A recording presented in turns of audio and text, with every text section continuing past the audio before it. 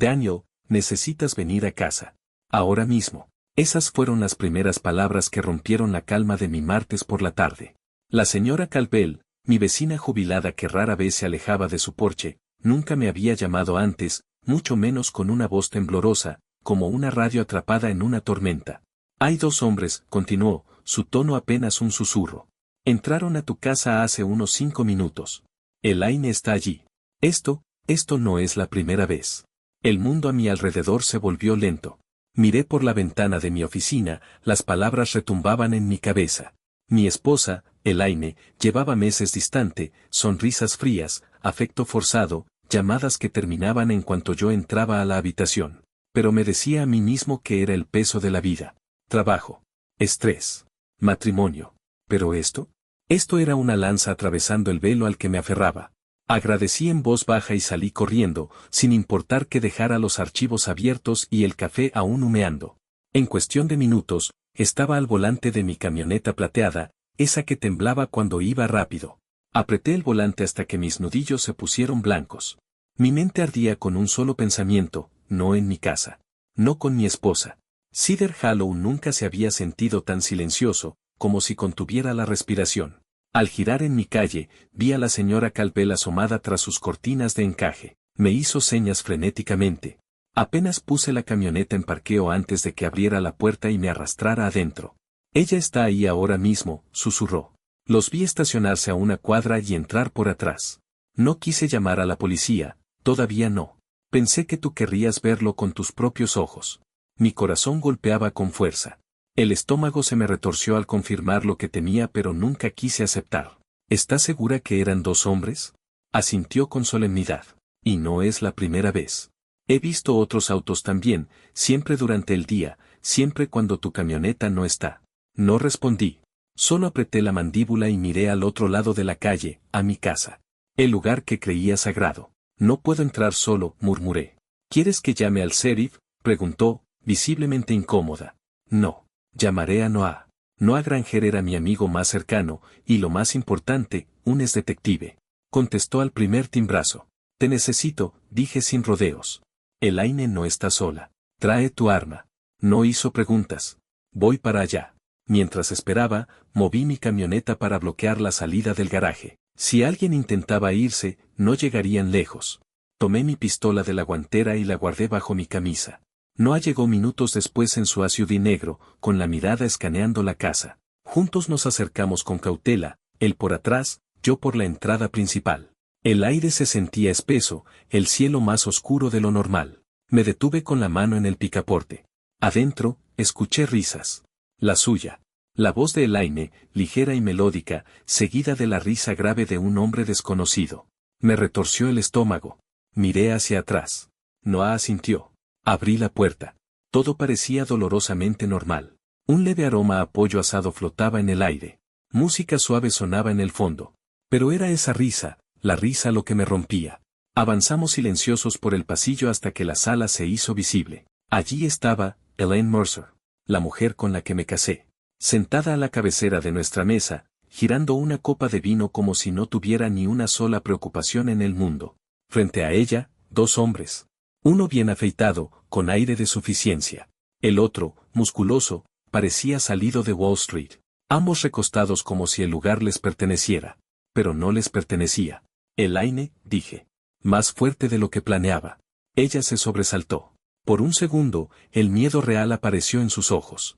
Luego lo cubrió con un ceño fruncido calculado. ¿Qué haces aquí?, preguntó con frialdad.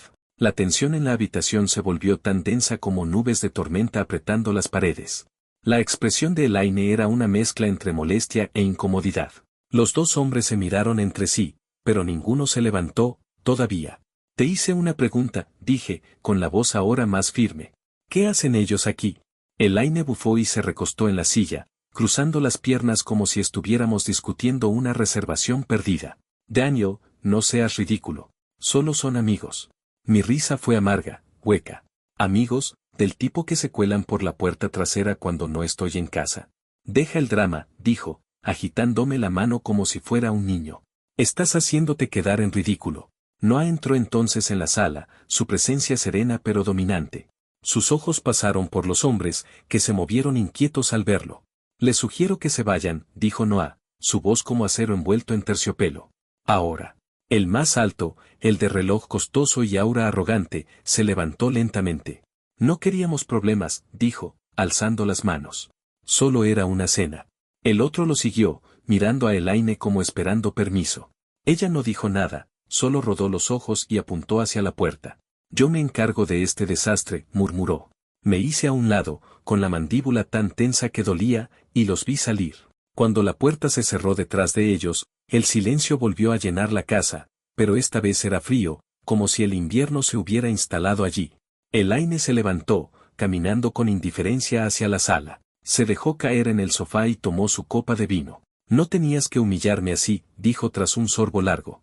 Siempre tienes que hacer un escándalo. La miré, sintiendo que la veía por primera vez.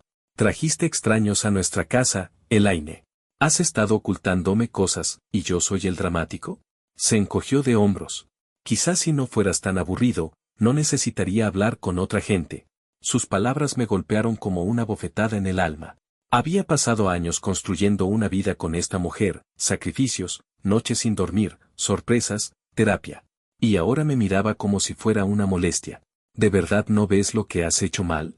Elaine volvió a rodar los ojos, un gesto que antes era juguetón, pero que ahora era cruel.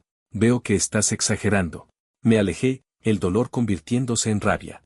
Fui a la cocina solo para crear espacio. Noah me siguió en silencio, observándome. ¿Estás bien?, preguntó. No, respondí con honestidad. Pero lo estaré. Asintió. ¿Quieres irte o seguir hablando? No sé si queda algo que decir. En ese momento, Elaine gritó desde la sala. Si ya terminaste de hacerte la víctima, deberíamos ver cómo dividimos las cosas cuando nos separemos. Me congelé.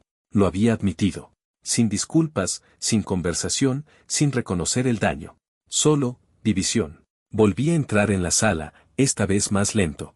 Entonces ya, ¿vamos a dividir todo como si fuéramos socios acabando un proyecto fallido? Elaine ni siquiera levantó la vista del teléfono. Es mejor así. Ya lo verás. La observé, buscando a la mujer de la que me había enamorado. No estaba allí. Solo una extraña con su rostro. Noah volvió a intervenir, con voz baja pero firme. Daniel, vámonos. Esto no va a ningún lado. Elaine sonrió. Una sonrisa que decía que ella había ganado algo. Esa sonrisa me persiguió cuando salimos. Afuera, el mundo se sentía apagado. Me quedé en el césped mientras Noah encendía la camioneta. La casa detrás de mí lucía igual que siempre, pero yo ya no pertenecía a ella. Creo que ya terminé, susurré a la noche. Creo que ella terminó con esto mucho antes de hoy. Esa noche no dormí. El techo de la habitación de invitados en casa de Noah parecía un lienzo infinito lleno de preguntas. Cada vez que cerraba los ojos, veía el rostro de Elaine, frío, indiferente, victorioso. No era solo lo que había hecho, sino lo poco que parecía importarle, como si nuestra vida juntos hubiera sido una obra que ya no tenía ganas de interpretar. Alrededor de las 3 de la mañana, me rendí. Me levanté, preparé un café que no deseaba y me senté en la oscuridad con mis pensamientos. ¿Cuánto tiempo llevaba esto ocurriendo? Cuando dejé de ser su compañero y me convertí en ¿qué? ¿Un plan de respaldo? Noah me encontró allí una hora después, frotándose los ojos, con una camiseta arrugada y expresión seria. ¿No pudiste dormir? Negué con la cabeza. Se sentó frente a mí y sirvió su propia taza. No hablamos por un rato, no había mucho que decir. Eso siempre me gustó de Noah. No llenaba el silencio solo por hacerlo más cómodo. ¿Qué vas a hacer?, preguntó finalmente. No lo sé, admití. Ni siquiera sé por dónde empezar. Asintió pensativo. Bueno, empieza por protegerte. Financiera, emocional y legalmente. Parpadeé. ¿Legalmente? ¿Crees que se va a ir tranquilamente? Daniel, la viste. Ya está reescribiendo la historia en su cabeza. Tienes que adelantarte. Tenía razón. Elaine no había terminado. Lo sentía en los huesos. A media mañana, estaba sentado en la oficina de una abogada en el centro. El aroma a libros de cuero se mezclaba con el olor metálico del tóner. Una mujer joven llamada Alessa Brand me estrechó la mano con firmeza y me ofreció asiento. Le conté todo, los hombres, las mentiras, cómo había descartado nuestro matrimonio como si fuera un contrato vencido. Elise escuchó sin juzgar, tomando notas con eficiencia quirúrgica. Lo primero es congelar las cuentas conjuntas, dijo. ¿Sabes cuánto dinero tiene acceso ella ahora mismo? Dudé. Demasiado. Entonces actuamos rápido. En menos de una hora, el proceso estaba en marcha. Las cuentas conjuntas se bloquearon, el acceso fue restringido y se solicitó un historial de transacciones. Elise levantó la vista. También recomiendo que recojas cualquier documentación que tengas, correos, mensajes, registros financieros. Todo lo que demuestre mala conducta o deshonestidad. Cuanto más podamos mostrar en la corte, mejor. Era como despertar de una niebla. Cada detalle que había ignorado o excusado ahora parecía crucial. Su repentino interés por nuestras finanzas. Las noches fuera. Las excusas tan bien elaboradas. Salí de la oficina con una carpeta de instrucciones y un peso en el pecho. Pero no era el mismo peso de antes. Este venía con propósito.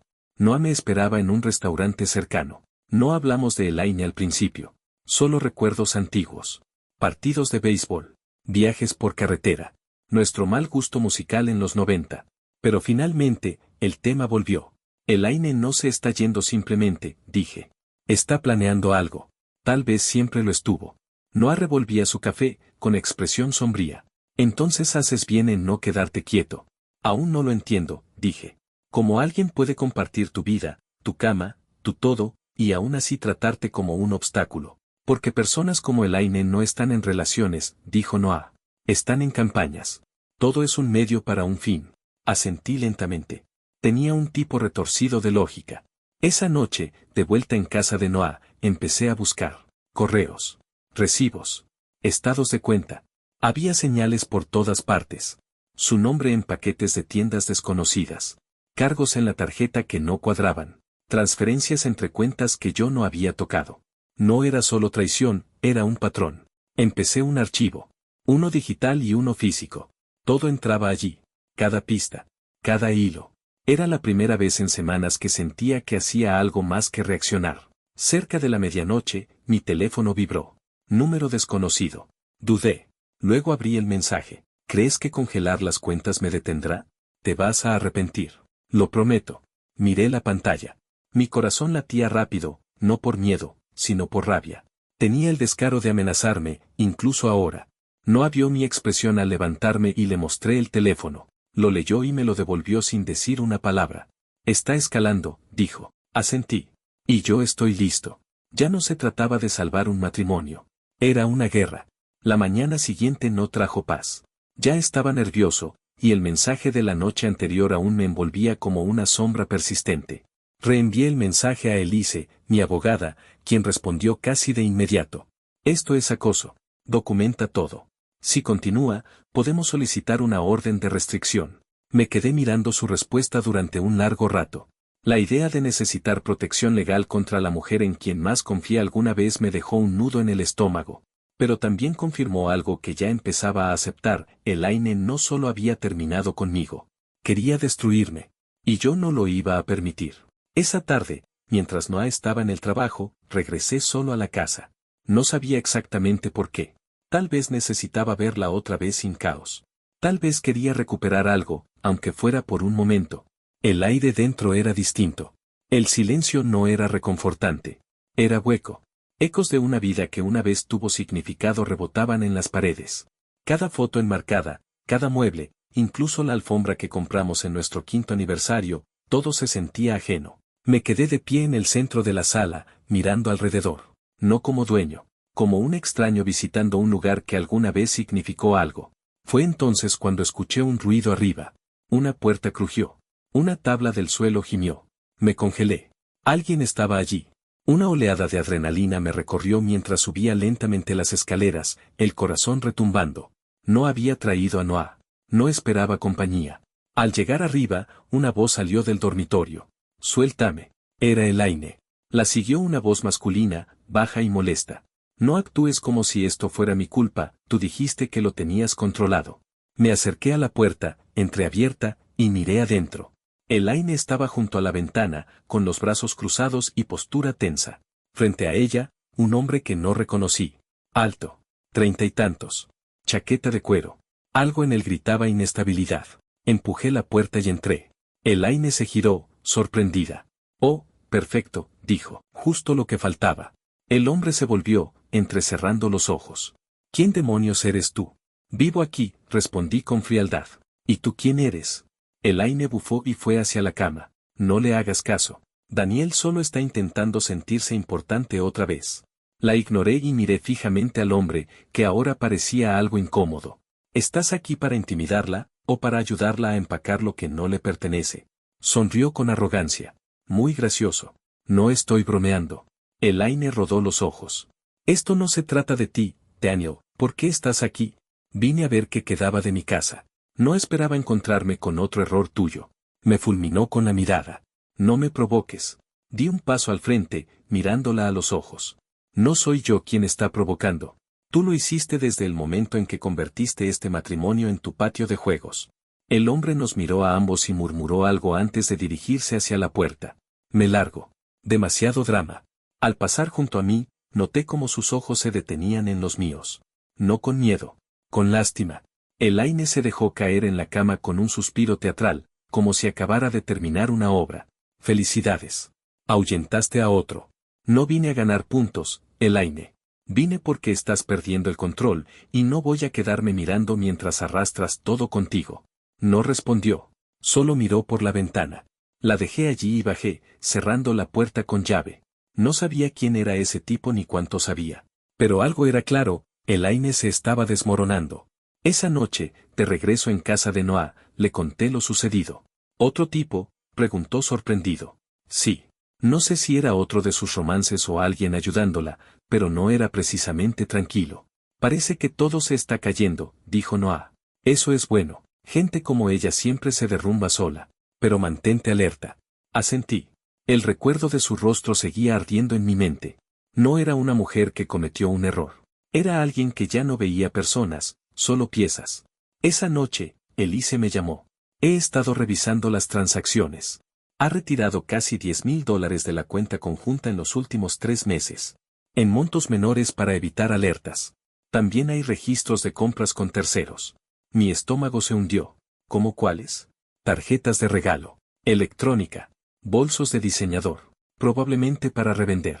Es una clara imagen de mala gestión financiera. Sentí furia y alivio a la vez. ¿Podemos usarlo? Lo haremos, confirmó.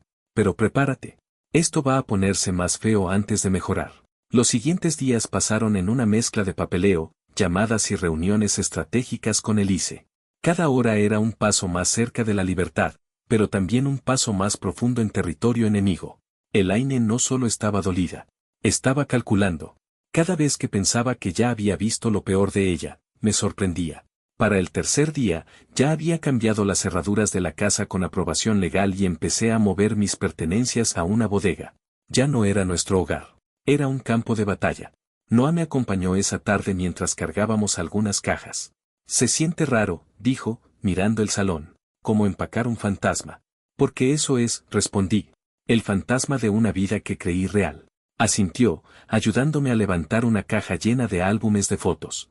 ¿Aún quieres conservar esto? Me detuve. Los álbumes guardaban sonrisas que una vez fueron sinceras, viajes que alguna vez juramos que eran los mejores momentos de nuestras vidas. No los guardo por los recuerdos, dije en voz baja. Los guardo para recordarme que no debo ignorar las señales nunca más.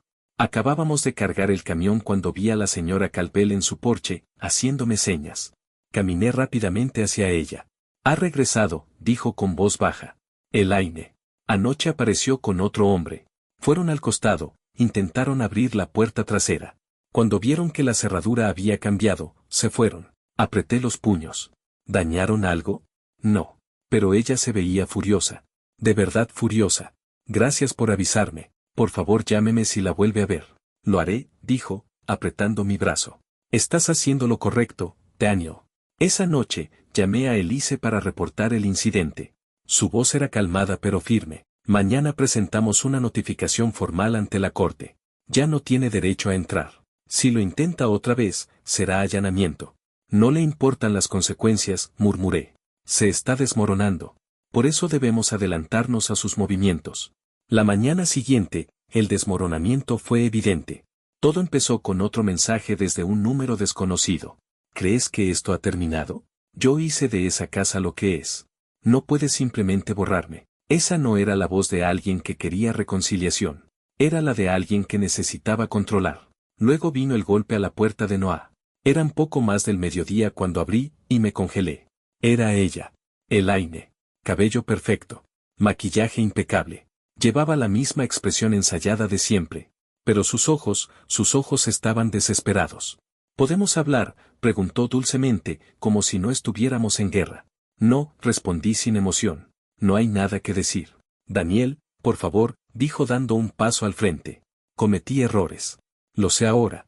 Solo, necesito una oportunidad para explicarme. Me mantuve firme. Tuviste tu oportunidad. Y luego intentaste vender nuestros muebles. Vaciaste la cuenta. Trajiste extraños a nuestra casa. Así que perdona si no tengo ganas de tomar el té. Su expresión se rompió por un momento. Luego se volvió fría. ¿Vas a hacer esto? Ya lo hiciste tú. Miró por encima de mí, como esperando que Noah interviniera.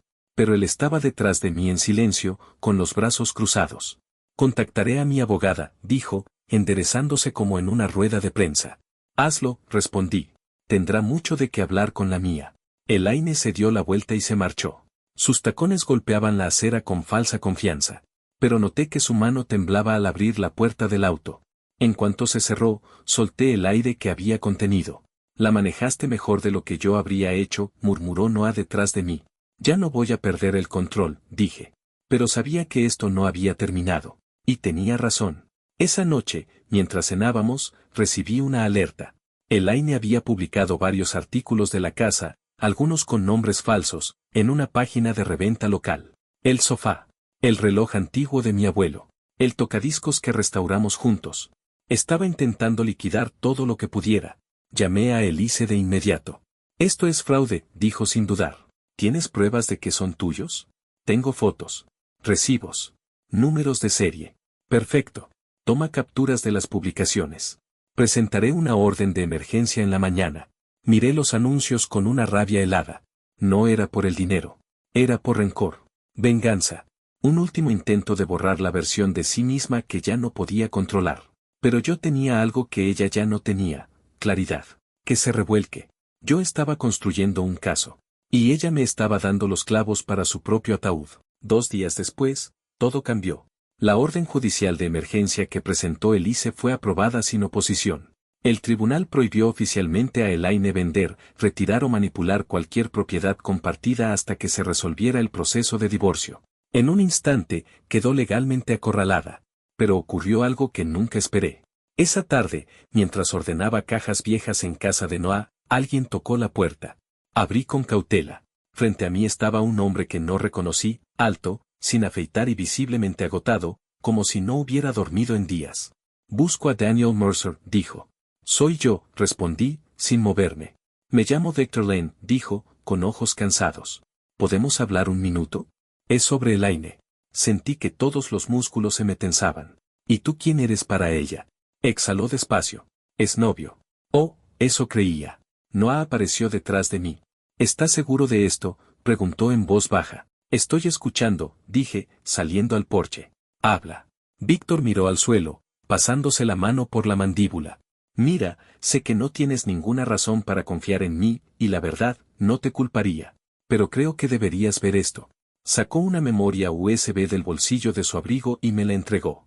Todo está ahí, mensajes, grabaciones de voz, correos. Empecé a reunirlo cuando me di cuenta de que me estaba mintiendo, y también a ti. Probablemente a otros más. Mi pulso se aceleró. ¿Por qué me das esto? Porque fui un idiota, admitió. Le creí. Me dijo que tú eras el malo, que eras controlador, que estaba atrapada. Y me lo tragué. Pero también me estaba usando. Y cuando lo descubrí, no se disculpó, me amenazó. Lo miré a los ojos. No había odio allí. Solo remordimiento.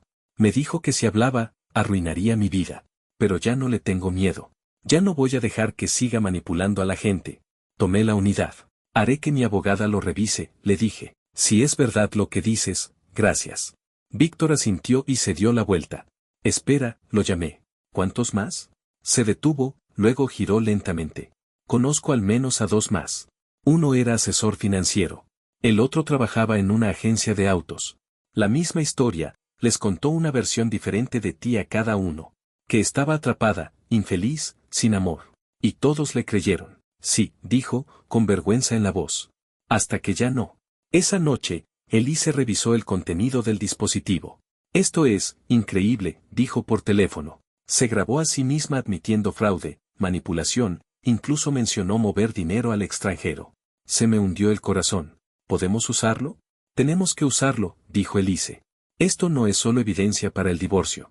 Si lo presentamos bien, puede haber cargos penales. Me quedé en silencio, atónito.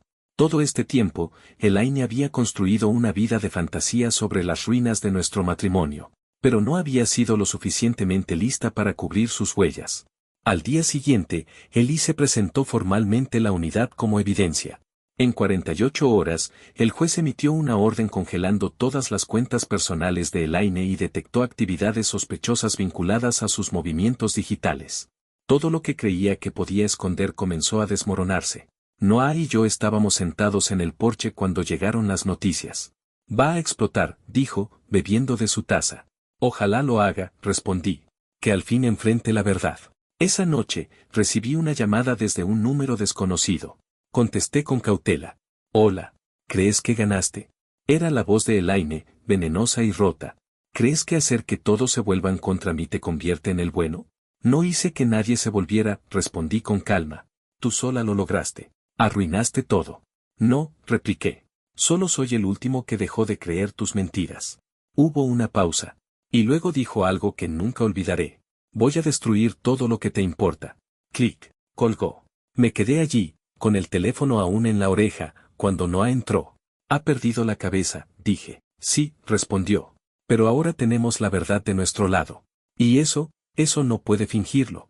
A la mañana siguiente, me desperté con un mensaje de Elise. La corte aprobó revisión acelerada. Mañana vamos. Lleva todo. Estaba sucediendo. El momento que tanto temí, y que ahora esperaba. El caso contra Elaine había crecido más rápido de lo que nadie anticipaba. Entre el fraude financiero, las confesiones grabadas y los intentos de venta ilegales, el peso legal que ella había estado esquivando finalmente caía sobre sus hombros. Pero aún no celebraba. No hasta que el juez hablara. Esa tarde, me senté frente a Elise en su oficina. Se la notaba más enfocada que nunca. Este es el plan, dijo, desplegando los documentos sobre la mesa. Entramos tranquilos. Profesionales. Que hable la evidencia. Ella probablemente actuará, quizá llore, quizá grite, pero nada de eso cambia los hechos. ¿Cuál es el mejor escenario posible?, pregunté. Congelamiento inmediato de bienes, propiedad exclusiva de la casa para ti y apertura de investigación penal por sus actos. Y si el tribunal determina que hubo intención, podríamos pedir daños punitivos. Parecía irreal. Hace una semana aún dudaba si había sido demasiado duro, si parte de la culpa era mía. Pero ahora sabía la verdad. Al día siguiente, entré al juzgado con la misma chaqueta azul con la que firmé la hipoteca de nuestra casa. Se sentía apropiado, como si recuperara algo. Elaine llegó 15 minutos tarde. Llevaba un blazer gris ajustado, gafas oscuras y una sonrisa vacía. No me miró ni una vez al pasar. Su nuevo abogado, un hombre que parecía tan incómodo como desinformado, la seguía de cerca. Elise me hizo un gesto firme cuando entramos a la sala. Todo comenzó rápido. La jueza, una mujer severa de ojos filosos y voz cortante, pidió a ambas partes que confirmaran sus identidades. Luego Elise se puso de pie y comenzó la presentación. No dramatizó. No acusó. Demostró. Estados bancarios, transcripciones, capturas de los anuncios de reventa. Audios, uno en el que la voz de Elaine decía que exprimiría hasta la última gota antes de cortar el cordón. Intenté no mirarla durante la reproducción, pero podía sentir su incomodidad. Su máscara se resquebrajó, no con lágrimas, sino con incredulidad. Siempre creyó que era demasiado lista para ser atrapada, pero ahora la corte la veía tal como era. Cuando su abogado se levantó a responder, titubeó. No había defensas sólidas. Solo vagas excusas de estrés emocional y malentendidos. Pero la jueza no se las tragó. Considero la evidencia clara y contundente, dijo finalmente. Señora Mercer, sus acciones no solo muestran desprecio por su matrimonio, sino por la ley. Elaine no dijo nada. Su mandíbula apretada. Sus manos temblaban sobre la mesa. Concedo al señor Mercer control total temporal de todos los bienes compartidos, incluida la residencia. Además, este tribunal abrirá una investigación sobre las actividades financieras irregulares presentadas. El mazo golpeó la madera. Estaba hecho. No sonreí. No me sentí victorioso. Solo me levanté y salí con Elise, el corazón latiendo con un ritmo extraño y sereno. Afuera, el aire era más ligero. Ya no podía tocarme, ni legal, ni financieramente, pero no estaba preparado para lo que vendría después. Esa noche, al llegar al camino de entrada de Noah, noté una figura al borde del jardín. Elaine. Ya no vestía con su estilo habitual. Sin blazer. Sin bolso caro. Solo jeans, una camisa arrugada y pies descalzos. Parecía un fantasma de sí misma. Bajé la ventanilla, pero no salí del coche. ¿Qué haces aquí?, pregunté. Su voz temblaba. No pensé que realmente lo harías. Te lo advertí, dije. Te rogué que detuvieras esto antes de que llegara tan lejos. No pensé que dejarías de amarme. Eso me tocó diferente. La observé, esta mujer que una vez compartió todo conmigo, y comprendí algo dolorosamente claro. No dejé de amarte, Elaine, dije suavemente. Solo empecé a amarme más a mí mismo. Ella bajó la mirada, en silencio. No te odio, continué. Pero no puedo salvarte. No de lo que hiciste. No de ti misma. Lo perdí todo, susurró. No, respondí. Lo arrojaste. Y con eso, subí la ventanilla y entré al garaje. Noah me esperaba en la puerta. También la había visto. ¿Dijo algo? Solo fantasmas, respondí. No hablamos más esa noche. No quedaba nada que decir. Por primera vez en mucho tiempo, dormí toda la noche. Los días siguientes fueron extrañamente silenciosos. Elaine no llamó. No envió mensajes. No volvió a aparecer, ni en casa de Noah, ni en la casa, ni siquiera en el juzgado. Era como si hubiese desaparecido. Pero no era tan ingenuo como para creer que se había rendido. Se estaba reagrupando, calculando su próximo movimiento. Eso lo sabía. Pero esta vez, yo estaba preparado. Mientras tanto, estaba aprendiendo a vivir de nuevo.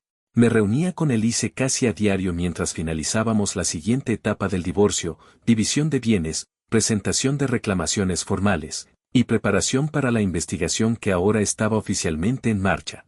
La evidencia del pendrive de Víctor había activado una auditoría más profunda y ahora el Estado estaba involucrado. Elaine no solo había cruzado líneas legales, las había bailado. Aún así, parte de mí luchaba con la culpa. No por mis acciones, sino por la realidad de que todo lo que habíamos construido, años de vida juntos, ahora se desmontaba pedazo a pedazo en lenguaje legal frío y distante. No importaba cuán justificado estaba. Aún dolía. Noah lo notó. Una tarde, nos sentamos en su porche en silencio, con el cielo ardiendo en tonos naranjas y violetas mientras el sol se escondía detrás de las colinas. Hiciste todo bien, dijo finalmente. Trataste de hablar. Le diste oportunidades. Y al final, defendiste lo que era justo. Asentí, con los dedos envueltos en una botella de agua. No es la pérdida lo que me duele, dije. Es darme cuenta de que nunca fue quien creí. Que no vivía con una persona con fallas, sino con una extraña. Noah se recostó, pensativo. A veces la máscara es tan buena, que hasta ellos se la creen. Hasta que se rompe. Pensé en todos esos momentos, sus medias sonrisas, sus cambios de humor, la risa fingida en los últimos meses. No eran errores. Eran ensayos. Unos días después, volví a la casa, mi casa, solo. Era la primera vez desde la resolución judicial que me sentía listo para enfrentarla sin miedo. Las cerraduras estaban cambiadas, el interior en silencio. Había polvo en algunas superficies, y la luz del sol entraba por ventanas que antes tenían cortinas cerradas. Caminé de habitación en habitación, tocando muebles, fotos, paredes. Ya no sentía rabia. Solo liberación. La cocina aún tenía las tazas de cerámica que a ella le encantaban. El espejo del pasillo reflejaba el lugar donde solíamos estar juntos, hombro con hombro antes de salir al trabajo. Y sin embargo, todo parecía pertenecerle a otra vida. Comencé a limpiar, empaqué lo compartido, separé lo mío, y aparté lo que donaría o desecharía. Era más que una limpieza. Era una purga. Mientras ordenaba un closet en el dormitorio, encontré una pequeña caja escondida tras unas mantas dobladas. Dentro había cartas, algunas escritas por mí, otras por Elaine. Notas de aniversarios, cumpleaños, momentos tranquilos. Me senté al borde de la cama y las leí. Algunas me hicieron sonreír. Otras me hicieron fruncir el ceño. Una, escrita al inicio de nuestro matrimonio, terminaba con las palabras: prométeme que nunca dejarás de verme. La leí 2 veces. Luego la doblé con cuidado, la guardé en la caja, y la cerré por última vez. A la mañana siguiente, Elise me llamó con noticias. Las cuentas en el extranjero están oficialmente congeladas. Está bajo revisión por fraude financiero, y si los cargos secundarios se confirman, podría enfrentar prisión. Respiré hondo. ¿Y ahora qué pasa? Nos preparamos para las audiencias finales. Y tú, sigues adelante. Le agradecí y colgué. Ahí estaba. Cierre. No del tipo dramático, no una escena de película con gritos o disculpas o gestos heroicos. Solo, el sonido tranquilo y constante de una puerta cerrándose. Ese fin de semana, compré pintura nueva para la sala. Un gris azulado suave, más claro que los tonos oscuros que a Elaine le gustaban. Traje lámparas nuevas, cambié las cortinas y abrí las ventanas. No era solo una renovación. Era un renacer. Mientras la pintura fresca se secaba y la luz llenaba la habitación, sentí algo cambiar dentro de mí. No fue un estallido. No fue euforia. Fue paz. Sin rabia. Sin confusión. Solo espacio. Espacio para algo nuevo. La primavera llegó lentamente a Cedar Hollow, pero cuando lo hizo, todo pareció florecer de golpe. Los árboles que habían estado desnudos durante meses estallaron en verde. El viento perdió su filo. El aire olía a esperanza. Y por primera vez en mucho tiempo, no me sentía roto. No estaba completamente sanado. Pero estaba en camino. El caso de Elaine avanzó con una tranquilidad definitiva. El tribunal falló a mi favor, otorgándome la propiedad total de la casa y exigiéndole devolver gran parte del dinero que había tomado. Los investigadores seguían revisando su actividad financiera. No necesitaba seguir cada actualización, mi parte estaba hecha. Me mantuve firme. Ahora era momento de volver a vivir. Volví al trabajo poco a poco. Me reuní con amigos que no veía desde hacía años. Caminaba sin revisar el teléfono cada 5 minutos. Comencé a cocinar, no para impresionar a nadie, sino porque me hacía sentir presente. Las tardes las pasaba en el porche, observando cómo el cielo pasaba del dorado al índigo, escuchando el zumbido tranquilo del vecindario. Cedar Hollow no había cambiado. Pero yo sí. Una mañana de sábado, mientras tomaba café en los escalones del frente, vi a la señora Calvel paseando a su perro. Se detuvo en la verja y me sonrió con calidez. «Te ves distinto», dijo. «Me siento distinto», respondí, sonriendo también. «Bien», dijo. «Te mereces volver a sentirte libre». Siguió caminando, pero sus palabras se quedaron conmigo. Esa misma tarde, estaba en una pequeña librería local, algo que no hacía desde hacía años, cuando una mujer pasó a mi lado para alcanzar la misma novela que yo estaba mirando. «Oh, lo siento», dijo riendo mientras nuestras manos tocaban el lomo del libro. «No, adelante», dije, retrocediendo. Me miró y luego sonrió. «¿Seguro? Parece que ibas a tomarlo. Creo que significará más para ti». Soltó una risa ligera. «¿Y cómo lo sabes?» «Solo una corazonada», respondí. Hablamos durante 10 minutos en ese pasillo. Se llamaba Clara. Era nueva en la ciudad. Maestra. Ojos amables. Voz honesta. Y cuando sonreía, no era ensayado ni superficial. Era real. No le pedí su número ese día. No me apresuré. No sentí la necesidad de llenar el silencio con promesas ni de perseguir algo por miedo a estar solo. Había aprendido a convivir con el silencio. Y el silencio, descubrí, no es soledad. Es paz. Pasaron las semanas, y la vida siguió adelante, lenta y constante. El dolor se desvaneció, no porque lo olvidara, sino porque me perdoné. Por quedarme demasiado tiempo. Por esperar demasiado. Por amar a alguien que no sabía amar. No necesitaba venganza. No necesitaba cierre por parte de Elaine. Lo encontré en los momentos tranquilos. En repintar la cocina. En el café de los domingos por la mañana. En saber que sobreviví, cambié y salí del otro lado aún de pie. Si algo he aprendido, es esto. La traición puede agrietarte el corazón, pero también te abre los ojos. Y cuando finalmente ves con claridad, dejas de intentar arreglar lo que está roto y empiezas a construir lo que viene. Ya no veo el final de mi matrimonio como un fracaso. Lo veo como un comienzo. Porque a veces, perder lo que creías necesitar es la única forma de descubrir quién eres en realidad. Y en el espacio donde algo murió, algo nuevo empieza.